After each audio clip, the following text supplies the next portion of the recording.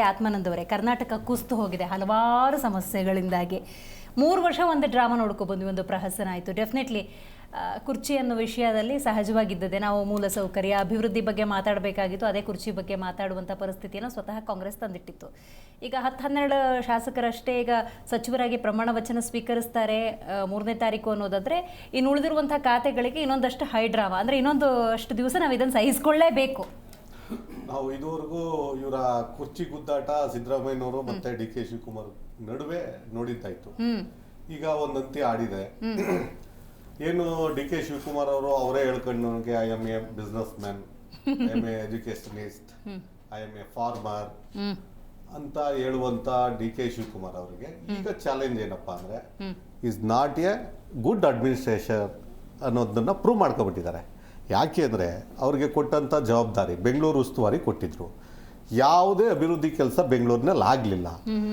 ಕೇವಲ ಒಂದು ರಸ್ತೆ ಗುಂಡಿ ಮುಚ್ಚಕ್ಕಾಗಲಿಲ್ಲ, 10,000 ಗುಂಡಿ ಮುಚ್ಚಕ್ಕಾಗಲಿಲ್ಲ ಅವ್ರಿಗೆ. ಒಂದು ತಿಂಗಳು ಗಡುವೆ ಅವರೇ ಕೊಟ್ಟಿದ್ರು. ಒಂದು ತಿಂಗಳಲ್ಲಿ ನಾನು 10,000 ಗುಂಡಿ ಮುಚ್ಚುತ್ತೀನಿ ಅಂತ ಡಿ ಕೆ ಶಿವಕುಮಾರ್ ಅವರು ಹೇಳಿದ್ರು. ಅದನ್ನು ಆಗಲಿಲ್ಲ, ವಿಫಲಾರ ಆದರು. 33,000 ಕೋಟಿ ಇವತ್ತು 33 ಕೋಟಿ ಹಣ ಬಿಡುಗಡೆ ಆಯಿತು. ಯಾವ ಗುಂಡಿ ಮುಚ್ಚಿದ್ದಾರೆ ಅನ್ನೋದು ಲೆಕ್ಕ ಇಲ್ಲ ಅವ್ರ ಹತ್ರ. ಮತ್ತೆ ಒಂದು ಸಣ್ಣ ಮಳೆ, ಇನ್ನ ಬೆಂಗಳೂರಿಗೆ ಅಂತ ಮಳೆ ಏನಾಗಿಲ್ಲ, ಇನ್ನ ಯಾವುದು ಮುಂಗಾರು ಸ್ಟಾರ್ಟೇ ಆಗಿಲ್ಲ. ಯಾವ ಈ ಬೇಸಿಗೆಯಲ್ಲಿ ಸಾಧಾರಣವಾಗಿ ಬರುವಂತ ಸಣ್ಣ ಮಳೆಗೆನೆ ಮೊನ್ನೆ ಬೋರಿಂಗ್ ಹಾಸ್ಪಿಟ್ಲ್ ಹತ್ರ 9 ಜನ ಸಾವನ್ನಪ್ಪಿದ್ರು. ಈ ಥರದ ಸಮಸ್ಯೆಗಳು ಬೆಂಗಳೂರಲ್ಲಿ ಇನ್ನೂ ನಿರಂತರವಾಗಿದೆ. ಬೆಂಗಳೂರನ್ನ ನಾ ಡೆವಲಪ್ ಮಾಡ್ತೀನಿ ಆಸೆ ಇಟ್ಕೊಂಡಿದ್ದಂಥ ಡಿ ಕೆ ಶಿವಕುಮಾರ್ ಅವರು ಎಸ್ ಎಂ ಕೃಷ್ಣ ಅವ್ರ ಕ್ಯಾಬಿನೆಟಲ್ಲಿ ಇದ್ದಾಗಲೇ ಎಸ್ ಎಂ ಕೃಷ್ಣ ಅವ್ರು ಸಿಂಗಾಪುರ್ ಮಾಡ್ತೀನಿ ಅಂದಿದ್ರು ಬೆಂಗಳೂರನ್ನ. ಅವ್ರ ಕೈ ಕೆಳಗಡೆ ಕೆಲಸ ಮಾಡಿದವರು ಬೆಂಗಳೂರಿಗೆ ವಿಷನ್ ಏನು ಅವ್ರದ್ದು ಅನ್ನೋದನ್ನ ತೋರಿಸಲೇ ಇಲ್ಲ, ಅದ್ರ ವಿಫಲ ಆಗಿದ್ದಾರೆ. ಹಾಗಾಗಿ ಸಿಎಂ ಆದ್ಮೇಲೆ ತೋರಿಸೋಣ ಅಂತ ಇರ್ಬೋದು. ಇಲ್ಲ ನೀವು ಇದ್ರಲ್ಲೇ ತೋರಿಸ್ತದೆ ಮೇಲೆ ಸಿಎಂ ಆದ್ಮೇಲೆ ಏನು ತೋರಿಸ್ತಾರೆ. ಆದ್ರೂ ಎಲ್ಲೂ ಸಿದ್ದರಾಮಯ್ಯನವ್ರ ಪಕ್ಕದಲ್ಲಿ ಇಟ್ಕೊಂಡು ಇನ್ನ ಮಂತ್ರಿ ಮಂಡಲ ಆಗ್ಬೇಕು ಅವ್ರದ್ದು.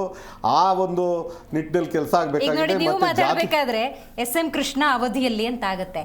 ಈಗ ಡಿ ಕೆ ಶಿವಕುಮಾರ್ ಅವರು ಬೆಂಗಳೂರು ನಗರಾಭಿವೃದ್ಧಿ ಸಚಿವರಾಗಿ ಬೆಂಗಳೂರನ್ನ ಸಿಂಗಾಪುರ್ ಮಾಡಕ್ ಹೋದ್ರೆ ಸಿದ್ದರಾಮಯ್ಯನವರ ಅವಧಿಯಲ್ಲಿ ಅಂತ ಆಗತ್ತೆ. ಸಿದ್ದರಾಮಯ್ಯನವರ ಅವಧಿ ಇಡೀ ಫೇಲೂರು, ಇಡೀ 3 ವರ್ಷ ಕ್ರೆಡಿಟ್ ಮಿಸ್ ಆಗಬಾರ್ದು ಅಂತ ಹೋಲ್ಡ್ ಅಲ್ಲಿ ಇಟ್ಕೊಂಡಿರ್ಬೋದು.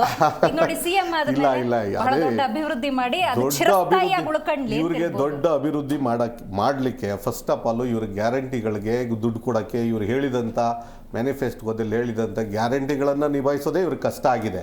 ಇವತ್ತು ಅದಕ್ಕೆ ದುಡ್ಡು ಹೊಂಚೋದೇ ಒಂದು ಕಡೆ ಆದರೆ, ಆ ಗ್ಯಾರಂಟಿಗಳನ್ನು ವಿಮರ್ಶಿಸಬೇಕು ಅಂತ ಅವ್ರು ಹೈಕಮಾಂಡ್ ವಕ್ತಾರರೇ ಹೇಳಿದ್ದಾರೆ. ಹಾಗಾಗಿ ಇವತ್ತು ಅದರಲ್ಲೂ ಇಡೀ ದೇಶದಲ್ಲಿ ಶ್ರೀಮಂತ ಮುಖ್ಯಮಂತ್ರಿ ಮೊದಲನೇ ಸ್ಥಾನದಲ್ಲಿರೋ ಡಿ ಕೆ ಶಿವಕುಮಾರ್ ಅವರು. ಆದರೆ ಕರ್ನಾಟಕದ ಬೊಕ್ಕಸದಲ್ಲಿ ಅವ್ರ ಸರ್ಕಾರ ನಡೆಸಬೇಕಾದ್ರೆ ಖಾಲಿ ಇದೆ, ಇಲ್ಲಿ ಖಾತೆ ಖಾಲಿ ಇದೆ. ಹಣ ಇಲ್ಲ ಅವ್ರಿಗೆ, ಯಾವ್ದು ಅಭಿವೃದ್ಧಿ ಕೆಲಸ ಮಾಡೋಕ್ಕೆ ಹಣ ಇಲ್ಲ, ಆಶಾ ಕಾರ್ಯಕರ್ತರಿಗೆ ಕೊಡೋಕ್ಕೆ ಹಣ ಇಲ್ಲ, ಕಂಡಕ್ಟರ್ ಕೊಡೋಕ್ಕೆ ಹಣ ಇಲ್ಲ, ಟೀಚರ್ಸ್ಗಳಿಗೆ ದುಡ್ಡು ಕೊಡೋಕ್ಕೆ ಹಣ ಇಲ್ಲ. GBA ಮಾಡಿಬಿಟ್ರು 5 ವಾರ್ಡ್ 5 ಮಹಾನಗರ ಪಾಲಿಕೆಗೆ GBAಗಳನ್ನು. ಆದರೆ ಅದನ್ನು ನಡೆಸಬೇಕಾಗಿದ್ರೆ ಚುನಾವಣೆಗೆ ದುಡ್ಡಿಲ್ಲ ಅಂತ ಹೇಳ್ದಂಥ ಸರ್ಕಾರ ಇವ್ರದ್ದು. ಹೀಗಾಗಿ ಡಿ ಕೆ ಶಿವಕುಮಾರ್ ಅವ್ರಿಗೆ ಮುಂದಿನ ಅವಧಿ ಅಷ್ಟೊಂದು ಏನು ಸುಗಮವಾಗಿ ರೆಡ್ ಕಾರ್ಪೆಟ್ ಇಲ್ಲ. ಒಂದು ಕಡೆ ಈ ಅಭಿವೃದ್ಧಿ ಕೆಲಸಗಳು ಯಾವುದೂ ಆಗ್ತಾ ಇಲ್ಲ. ಮತ್ತೆ ಗ್ಯಾರಂಟಿಗಳನ್ನು ಸಿದ್ದರಾಮಯ್ಯನವ್ರು ರಾಜೀನಾಮೆ ಕೊಡಿಸ್ಬೇಕಾಗೂ ಒಂದು ಮಾತು ಹೇಳಿದ್ದಾರೆ. ಈ ಗ್ಯಾರಂಟಿಗಳನ್ನು ಯಾವುದೇ ಕಾರಣಕ್ಕೂ ನಿಲ್ಲಿಸಬಾರ್ದು ಅನ್ನುವಂಥ ಮಾತನ್ನು ಹೇಳಿದ್ದಾರೆ. ಮತ್ತೆ ಈ ಗ್ಯಾರಂಟಿಗಳನ್ನು ತಗೊಂಡು ಇನ್ನು 1.5 ವರ್ಷ ಹೋಗ್ಲೇಬೇಕಾಗಿದೆ. ಈ ನಿಟ್ಟಿನಲ್ಲಿ ಅದ್ರ ಜೊತೆಯಲ್ಲಿ ಇವತ್ತು ಶಾಸಕರಿಗೆ ಅನುದಾನ ಇಲ್ಲ, ಮತ್ತೆ ಮಂತ್ರಿ ಪದವಿ ಇನ್ನೂ ಇಲ್ಲ. ಅನೇಕರು ಕಾಯ್ತಾ ಇದ್ರು. 7-8 ಬಾರಿ ಗೆದ್ದಿದ್ದೀವಿ ನಾವು, 4 ಬಾರಿ ಗೆದ್ದಿದ್ದೀವಿ, ಯುವಕರಿಗೆ ಅವಕಾಶ ಮಾಡಿಕೊಡಿ ಅಂದ್ರೂ ಕೂಡ ಇಲ್ಲಿ ಸೀನಿಯರ್ಗಳ ಹೊಡ್ತಾ ಇದೆ. ಅವರು ಕೂಡ ಇವತ್ತು ಎಂತೆಂಥ ದೊಡ್ಡ ಲೀಡರ್ಗಳೇ ಡಿ ಕೆ ಶಿವಕುಮಾರ್ ಮನೆ ಬಾಗಿಲು ಮುಂದೆ ನಿಂತಿದ್ದಾರೆ. ಡಿ ಕೆ ಶಿವಕುಮಾರ್ಗಿಂತ ಮೊದಲೇ ಪಾಟೀಲ್ ಇದ್ದವರು ಈಗ ಡಿ ಕೆ ಶಿವಕುಮಾರ್ ಅವ್ರ ಮನೆ ಮುಂದೆ ನಿಂತಿದ್ದಾರೆ. 48ಕ್ಕೂ ಹೆಚ್ಚು ಜನ, ಇವತ್ತು 91ಕ್ಕೂ ಹೆಚ್ಚು ಜನ ಶಾಸಕರು ನನಗೂ ಮಂತ್ರಿ ಬೇಕು ಅನ್ನುವಂತ ಪಟ್ಟಿ ಜಾಸ್ತಿ ಆಗ್ತಾ ಇದೆ. ಪಾಪ ಅಜ್ಜಯ್ಯನವರು ಬುಧವಾರ ಹೇಳಿದ್ರಲ್ಲ, ಅದೇನಾದ್ರು ಶನಿವಾರ ಹೇಳಿದ್ರೆ ಇಷ್ಟೊತ್ತಿಗೆ ಸರ್ಕಾರನೇ ಏನಾಗ್ತಿತ್ತೋ ಗೊತ್ತಾಯ್ತಿರ್ಲಿಲ್ಲ.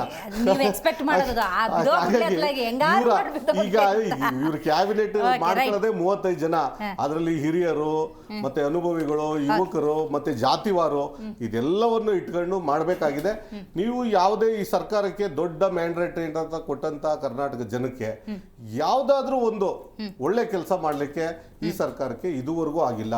ಹಾಗಾಗಿ ಇನ್ ಮುಂದಿನ ಕೇವಲ ಇರೋದೇ ಒಂದು ವರ್ಷ 6 ತಿಂಗಳು ನಿಮ್ಗೆ ಅಧಿಕಾರ, 6 ತಿಂಗಳು ಬಿಟ್ಟಾಕ್ಬೇಕು.